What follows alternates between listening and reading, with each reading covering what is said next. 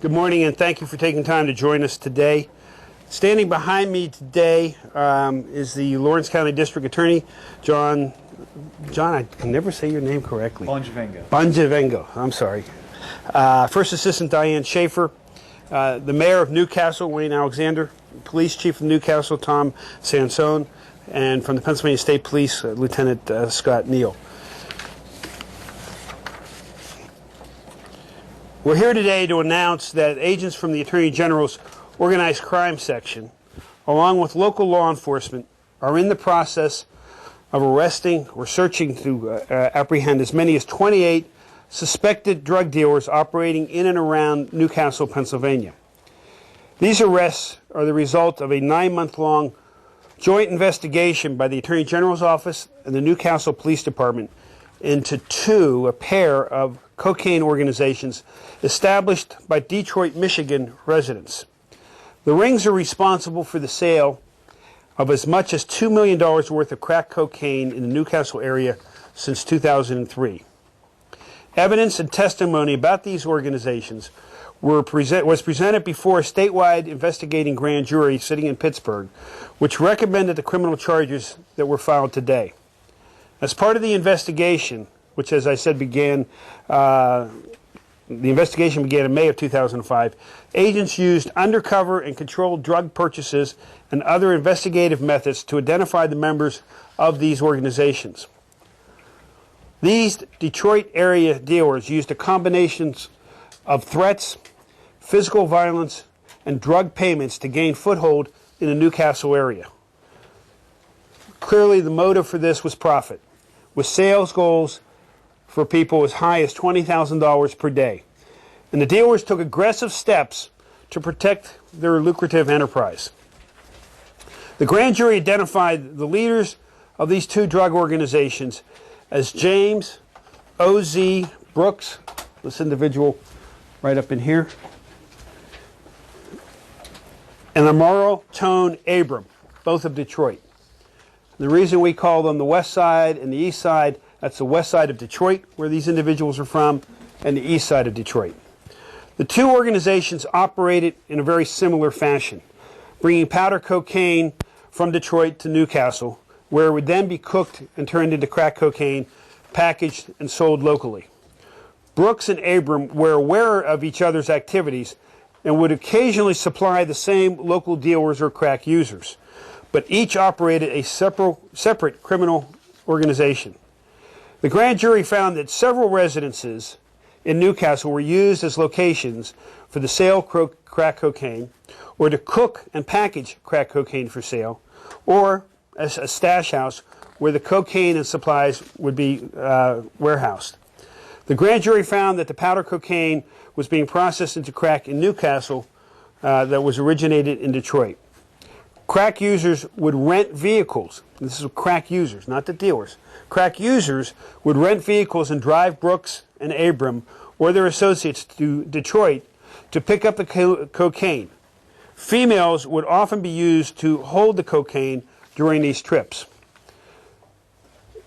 And in many instances, crack cocaine itself was used as currency by the organization to pay the users for their homes and the use of their homes or the vehicles. The sale of drugs and watching out for police and sex and other services were also paid for by crack cocaine. Dealers would often gain access to a residence through a crack user who lived there. Once one dealer established in a residence in the home, others would follow into that home, often taking over entire sections of the home of what was a crack user who now no longer had control of their own home. Several of these crack houses or stash houses were located within sight of the Newcastle Police Department or the Lawrence County Courthouse. The Detroit dealers aggressively used fear and violence to protect their enterprise and to convince local drug users not to cooperate with local law enforcement. The grand jury found that crack cocaine users were kicked, were beaten, or threatened with weapons in order to convince them to buy from this organization, these two different organizations, and not to cooperate with local law enforcement. Members of the Detroit organizations regularly carried handguns and used threats of violence to prevent that cooperation. In one incident described to the grand jury, drug users were locked in an apartment and photographed. Anthony Panama Neal, this individual right here, was a lieutenant, a top lieutenant in the Brooks organization. And on this occasion, he announced that all users would be photographed, so that if anything went wrong, he had pictures to pass on to his organization as to who the users were. Neal indicated that if he went to jail, others would have access to these photos, thereby implying that there would be retribution for any cooperation with law enforcement. The grand jury also found that another dealer in the organization, Jasper Izzo Neal, this individual right here, allegedly threatened a witness and the witness's family by saying, "Snitches always end up in ditches." Many of the lower-level drug dealers in the Detroit organizations would use the same nicknames, or street names as they're called, or they would use multiple street names. The dealers bragged that this was done specifically to confuse police and make it difficult to identify individuals within the organization. According to the grand jury, young drug dealers, some under the age of 18, were often transported from Detroit to Newcastle for the sole purpose of selling crack cocaine for Brooks or Abraham's organizations. These young dealers would stay for a while, maybe several weeks, and then return to Detroit, replaced by a new group of young dealers. In addition to maintaining the security of their drug networks, the Detroit dealers also focused on maximizing their profits from the drug sales in Newcastle. The upper-level dealers often instructed other dealers to sell crack cocaine only in small amounts in order to charge as much as possible for each sale. By bringing cocaine directly from Detroit to Newcastle and controlling the local processing, distribution, and sale of crack, members of these organizations were able to generate large profits. The grand jury found that an ounce of cocaine, costing approximately $500 on the streets of Detroit, could be broken down and then sold for as much as $2,500 in Newcastle. The grand jury also found that transactions at various Newcastle crack houses ranged from a single rock of crack cocaine, selling for $20, to a half ounce of cocaine worth between $450 and $500. At some locations, sales totaled as much as 12 ounces of crack cocaine per day. One member of the Brooks organization, again, Mr. Anthony Panama Neal, bragged that he made $63,000 from drug sales during the month of August 2005 alone. The grand jury found that another member of the organization, Jasper Izzo Neal, that I pointed out before, told a Newcastle police officer that he and his associate had come to Newcastle to hustle, and that he had a personal goal of making $20,000 per day from drug sales. In addition to crack cocaine sales in Newcastle, the grand jury also found that Brooks and others supplied dealers in other communities here in southwestern Pennsylvania, including Farrell in Mercer County and Beaver Falls in Beaver County. Between June of 2005 and January of this year, agents from the Attorney General's office, along with the officers from the Newcastle Police Department and the Pennsylvania State Troopers, made numerous controlled drug purchases from members of the Brooks and Abram organizations. On July the 30th, 2005, agents from the Attorney General's office and Newcastle PD stopped a vehicle on Route 422 in Lawrence County as it was approaching Newcastle. The occupants of the vehicle, Cabral Abram and Miss Burnett, I'm not even going to try to say her first name, of Detroit, were both searched, resulting in the discovery of approximately 4.5 ounces of cocaine, which Burnett had allegedly hidden on her body. On November the 18th of 2005, the Pennsylvania State Police executed a search warrant on a home at 331 Boyles Avenue, Newcastle. This search followed the controlled purchase of approximately 2.5 grams of crack cocaine from an individual identified as Kill. Fernando Kill Snow of Detroit was found inside that residence, along with 2 firearms, a half pound of marijuana, and approximately 6 grams of crack cocaine. On January the 6th of this year, agents from the Attorney General's office and Newcastle PD executed a search warrant at 102 North Walnut Street in Newcastle. Present in the home were Tidy T. Rod Mitchell of Detroit, Malkia Brown of Newcastle, and Brown's 2 children.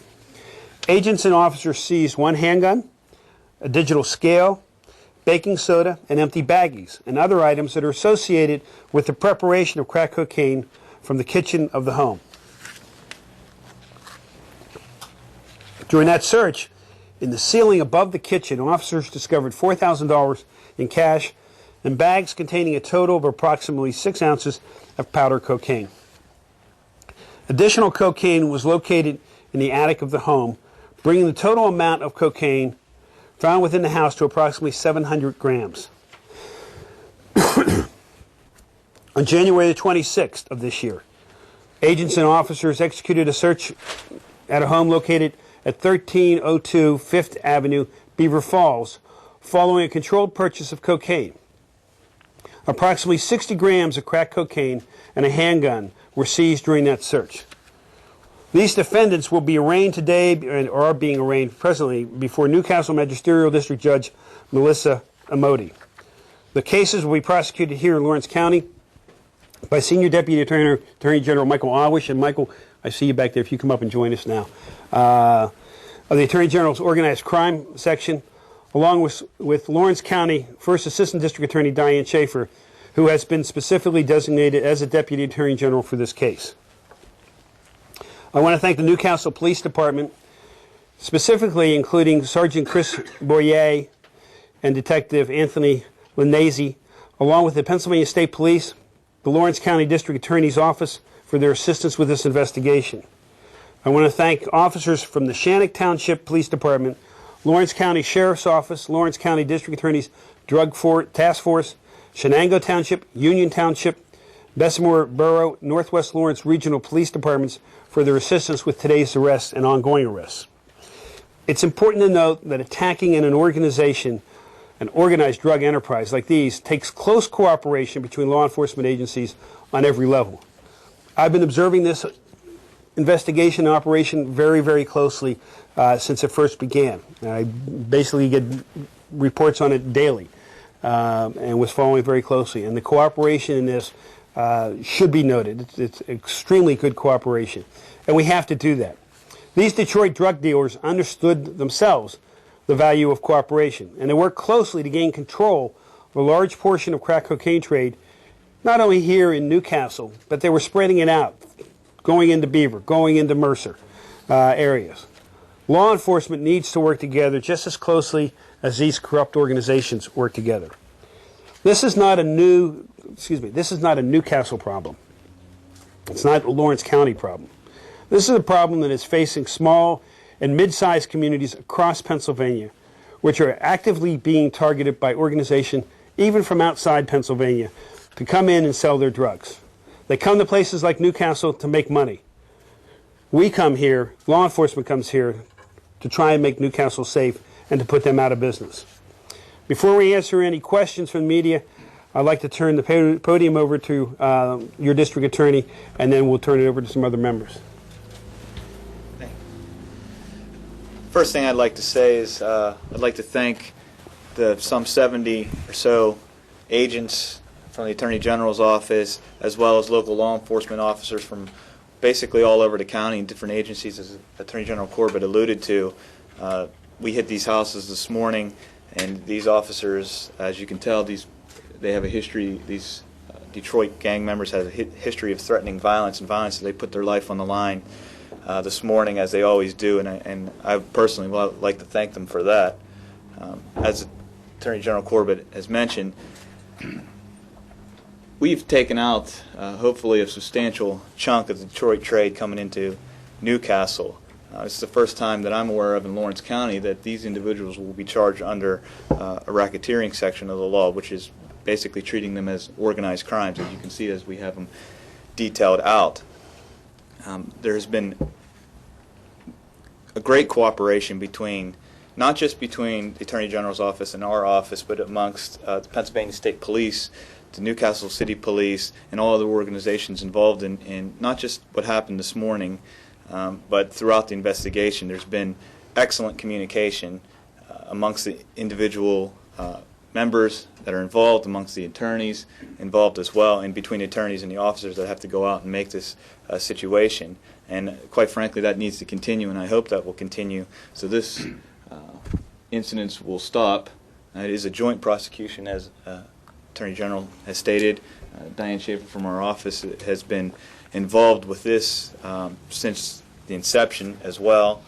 Like I said, there's great communication between her and Attorney Alwish of the Attorney General's office, and hopefully we will put these people away for a long time. As I stated many times when last Attorney General was up, we spoke at Newcastle High and stated that people that come from Detroit, we plan on staying here in the Commonwealth a lot longer than they ever anticipated.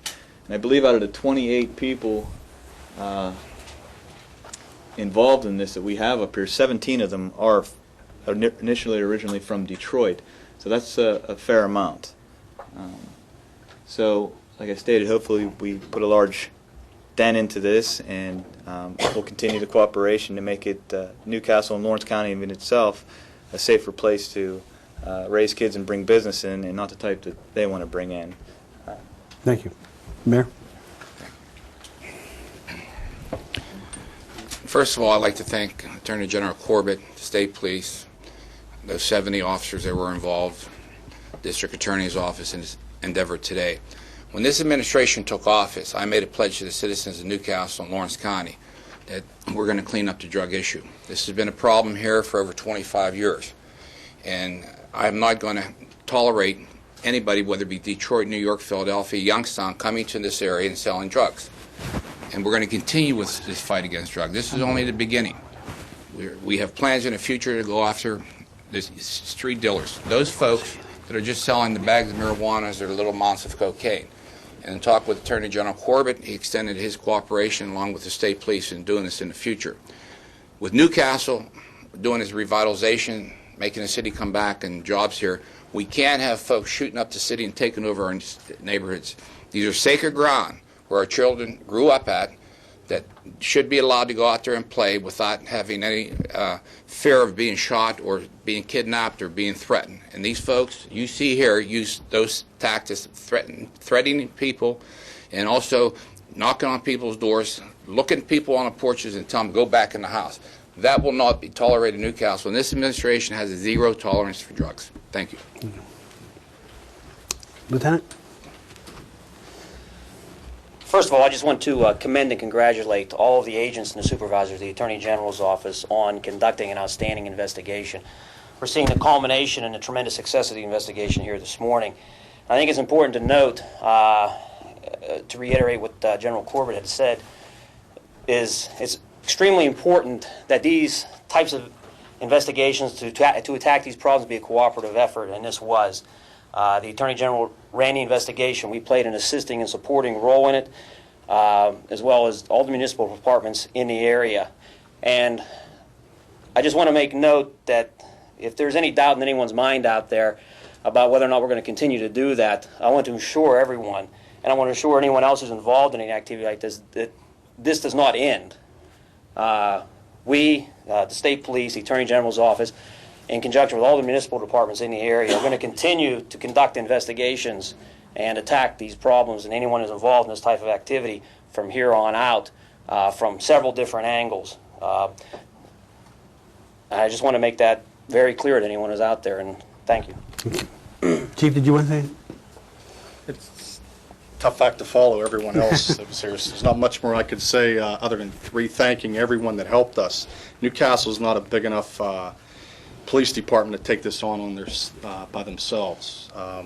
We have good officers working here every day, from patrol division to the narcotics guys that helped in this investigation, but we couldn't have done it without everybody here, just as everyone else said, help the Attorney General's office, the state police, and all the other people that helped us. We plan on continuing to use them as long as they come here and use and abuse them, and continue to make arrests in the drug activity, as the mayor said, to make Newcastle a better place to live, work, and stay. Thank you.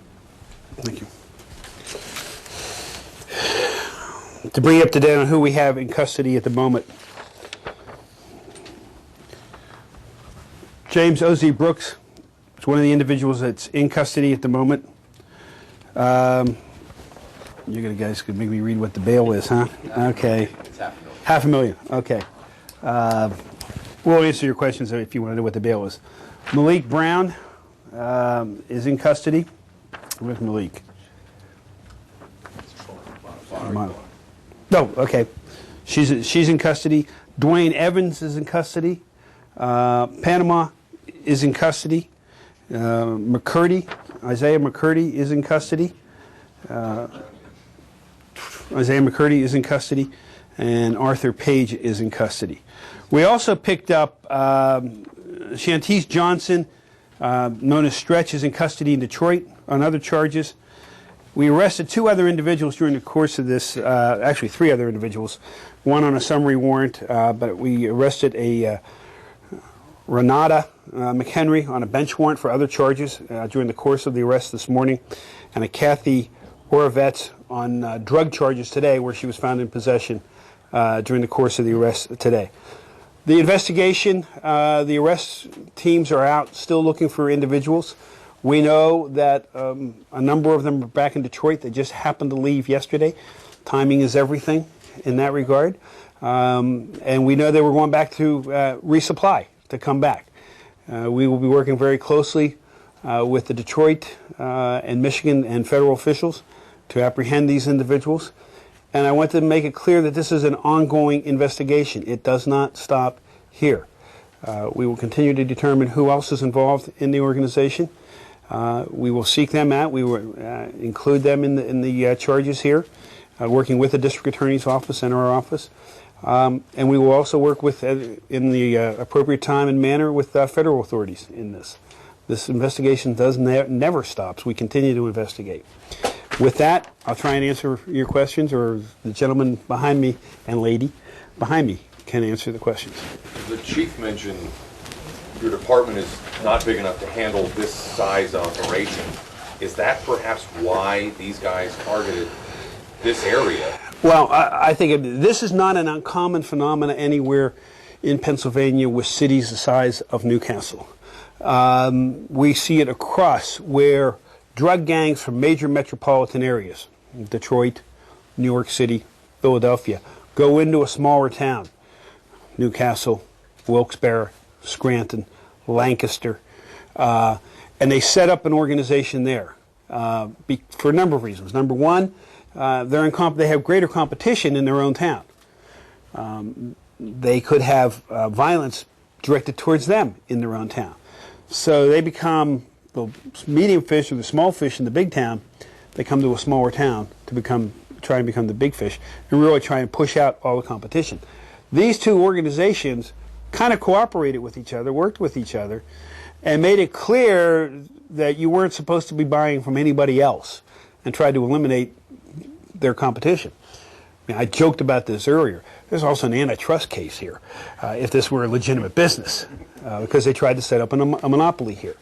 And that's what this drug trade, it really is, in some respects, is an illegal form of a business.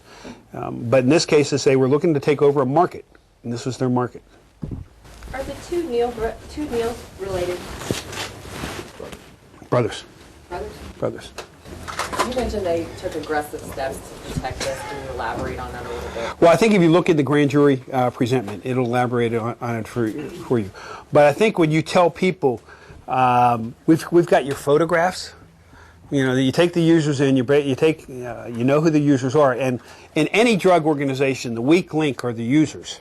You know, because eventually, sometime that weak link, and I'm not going to talk about this organization, but generally, and Michael Alwish and I have been doing drug cases for more years than we probably care to remember. The weak link are the users, because somewhere along the line they get caught with the drugs. And what's the best way for them to mitigate some of their charges? It's to cooperate on up the line. Well, this was their way of trying to stop that. We have your pictures. You came in and you purchased from us. And if you turn out to be a snitch, we're going after you. We're coming after your families. And also when you say things like snitches end up in ditches, well, the clear implication of that is you're going to end up dead. So what tipped you guys off? Was it snitches, or what tipped you guys off on this? Initially, I believe it was a combination. And I will tell you, from different areas. Newcastle PD working cases. You start talking to individuals that you arrest, and you start getting the names of individuals. And then once we know the individuals' names, we start focusing.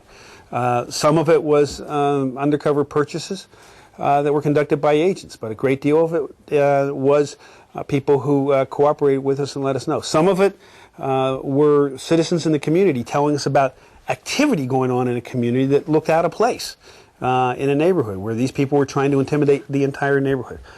So it's a real combination, and that's the useful part of a investigating grand jury also, because you can bring these people in before a grand jury with the protection of the secrecy of the grand jury so that they can testify at that period of time and get the information to us. These things on the table, were they confiscated before today at other drug raids, or was this? Yes. Yes. Yeah. All the money, the marijuana, the cocaine, the weapons. The vest, was the vest before today, or was that today? No, that's The vest was today. Could you describe for us what actually was seized today? Michael, you want to start with what was seized today? I'm not sure. I'm sorry. Can we get back to you on that? Can we get back to you? I know that the vest was seized today. The weapons were seized today. Two of the weapons were seized today. Some drugs on the one individual that was arrested that was, so far as we know, unrelated to this case, just happened to be in the wrong place at the wrong time today, but could well be part of this investigation when it turns out.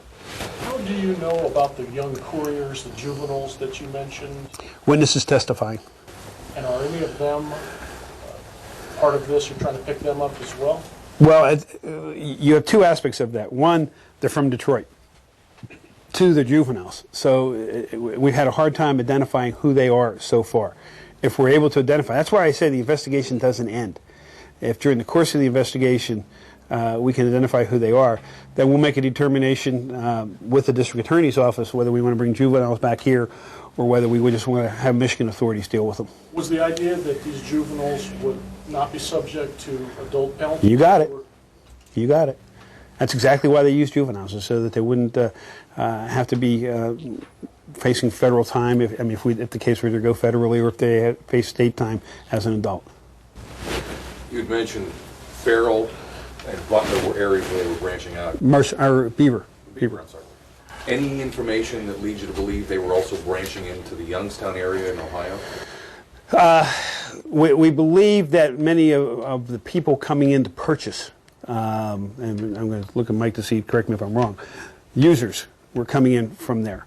At this time, I don't know that we are at liberty to discuss about what other activities of them branching out into that area, of actually going over there to sell.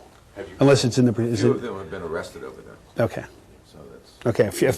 Has part of that cooperation been with the Ohio authorities, if there's any angles over there as well? We spoke with the U.S. Attorney's Office. Yeah. Other questions? Yeah, one more question if I could, Attorney General, and that is, we've been up here a couple times for press conferences like this over the last, as I can recall, 5 years. It seems like a vacuum is filled every couple years. Why Newcastle? Why here? It's especially knowing that every couple years these new enterprises get nailed. Is there anything to keep this from being... Well, not number one, why? Go back to my explanation before. These are people looking to find a market where they can become the big fish, quite honestly. Number two, look at the transportation infrastructure. Newcastle, Youngstown, very easy to get to with the highway system we have now. We have 79 just a little bit off to the east. We have Interstate 80 just a little bit north. You got the turnpike coming by here. Just as you see all the transportation of goods, this is another form of transportation of goods. From here to Detroit is 5 hours, if I remember correctly, 5 hours. These people could make a run in the same day, up and back, same day. We see the same thing over in, I'll use Wilkes-Barre. Gangs coming from New York, coming in. They come right across Interstate 80. They make the trip back and forth. They are trying to pick cities that they think that they can take over the drug trade. If we in law enforcement wouldn't be doing what we're doing, they would be succeeding. We have to keep coming back. And if they think that we're going away after this week, they're crazy. Newcastle PD will be here, state police will be here, our office will be here. We will keep coming back. The problem is that we do have to keep coming back. Law enforcement, in my opinion, and I say this in every one of these press conferences I do everywhere, we have been doing the job with the resources that we have of fighting drugs. But until we as a society cut the demand for the use of the drugs, we're going to continue to do what we're doing. How do you get the $2 million figure? Based on estimates of what witnesses have testified to the volumes that they were selling during the course of from 2003 to the present, and the values that they were selling it at. And you're factoring into that what you described as this inflated cost here? Sure. Well, it's just like any product. If you make cereal, the cereal at the manufacturer is one price, and everybody keeps layering on their cost of business. It's the same process. Why would people buy here if it's so much more expensive? Because this is where they're located. They don't want to get in the car and go to Detroit to buy the drugs themselves. They don't know who to buy from in Detroit. It's not safe in Detroit. They do it here because they don't have to go away from home. Pittsburgh or Erie or... Well, the Pittsburgh prices aren't much different than they are here. And then again, you go into Pittsburgh, we're a very provincial area, I think, in western Pennsylvania. We don't go down to, they don't know who to go buy from down there. People are delivering it right here. And they're willing to pay the cost of that. Mayor, you want to add one thing? I'm sorry, I'll be remiss if I didn't recognize U.S. Senator Rick Santorum, his representative Margaret is here, and also Melissa Hart's office. They were very instrumental in obtaining earmark appropriations. One was $247,000 for police technology, and the other one was $318,000 for police technology. And one more comment. Used on this case? Yes. The initial 247 from Congresswoman Hart's office was used for police technology, upgrading equipment that we have used in this case today. What was the equipment? Chief, you want to speak to that? I don't want to say everything we had. I mean, it could be something, upgraded computers to things of that nature, but some other equipment that we do use in conjunction with this. The second comment I want to make, I have Mr. White here from Jameson Health Systems. He's going to be notifying the emergency room personnel and the doctors. Obviously today, drugs are going to be drying up. We've seen it our last raid we had. And after this conference today, this news conference, my staff is going to be notifying the local pharmacies, informing them that there may be people wanting to rob them or break in, because obviously the supply has been cut drastically. Thank you, General. One final question.